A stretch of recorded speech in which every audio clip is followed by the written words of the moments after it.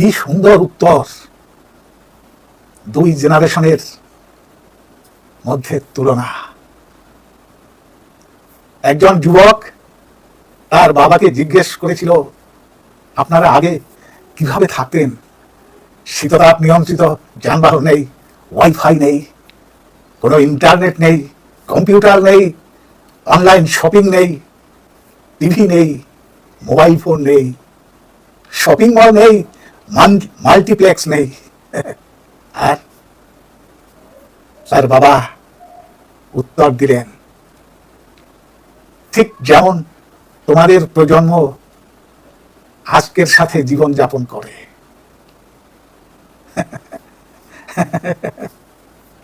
প্রার্থনা নেই, সমবেদনা নেই, সম্মান নেই, কোনো শ্রদ্ধাবোধ নেই, কোনো চরিত্র নেই, লজ্জা নেই, বিনয় নেই, সময় পরিকল্পনা নেই, খেলাধুলা নেই, পড়া নেই।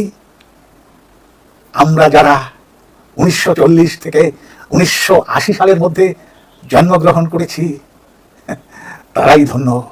আমাদের জীবন একটি জীবন্ত প্রমাণ। স্কুলের পর সন্ধ্যা পর্যন্ত খেলতাম, আমরা কখনোই টিভি দেখিনি। আমরা প্রকৃত বন্ধুদের সাথে খেলতাম, ইন্টারনেট বন্ধুদের সাথে নয়। আমরা যদি কখনো তৃষ্ণার্ত অনুভব করি, আমরা বোতলের জল নয়, কলের জল পান করি।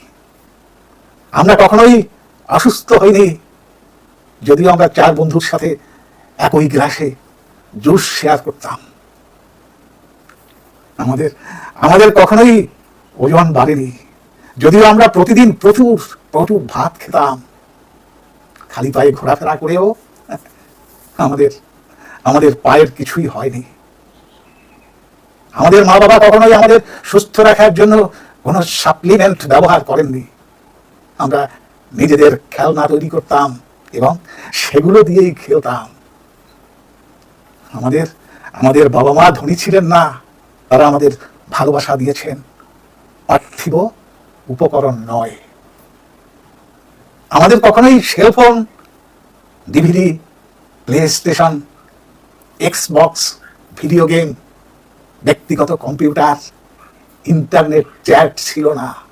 তবে আমাদের প্রকৃত বন্ধু ছিল। আমরা আমাদের বন্ধুদের বাড়িতে বিনা আমন্ত্রণে যেতাম এবং তাদের সাথে খাবার উপভোগ করেছি। আমরা হয়তো কালো এবং সাদা ফটোতেই ছিলাম, কিন্তু সেই ফটোগুলিতে রঙিন স্মৃতি খুঁজে পেতাম। আমরা একটি অনন্য এবং সবচেয়ে বোধগম্য প্রজন্ম, কারণ আমরা শেষ প্রজন্ম যারা তাদের পিতামাতার কথা শুনেছি, আর প্রথম প্রজন্ম যারা তাদের সন্তানদের কথা শুনতে হচ্ছে, তাদের সন্তানদের কথা শুনতে হচ্ছে। তাই নয় কি? ভালো থেকো, সুস্থ থেকো, ভালোবাসা নিও, শুভেচ্ছা নিও, সাথে সাথে তোমাদেরও চেতনার উন্নতি ঘটুক, এই প্রত্যাশা রাখি।